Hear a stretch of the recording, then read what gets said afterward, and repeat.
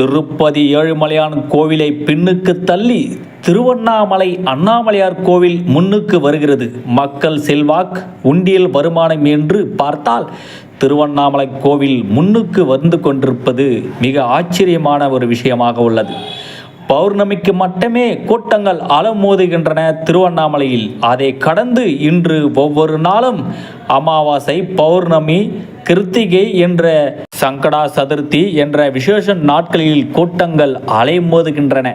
விசேஷம் இல்லாத நாட்களில்தான் கோயிலுக்கு வரலாமே என்று சிலர் நினைத்து வருகின்றனர். அப்படி வருகின்ற எண்ணிக்கை பார்த்தாலும் கூட்டங்கள் அதிகரிக்கின்றன. ஆகவே ஒவ்வொரு நாளும் திருவண்ணாமலையில் கூட்டங்கள் அலைமோதுகின்றன. பக்தர்கள் கூட்டத்தில் சிவபெருமான் ஆனந்த தாண்டவம். கூட்டங்கள் அதிகரிப்பதால் அரசாங்கம் இப்பவே இவர் வேண்டிய வசதியை செய்து தர வேண்டும் என்று பக்தர்களுடைய நீண்ட நாள் கோரிக்கையாக உள்ளது. ஓம் அண்ணாமலையானே போற்றி, ஓம் உண்ணாமலை தாயே போற்றி, அரோகரா.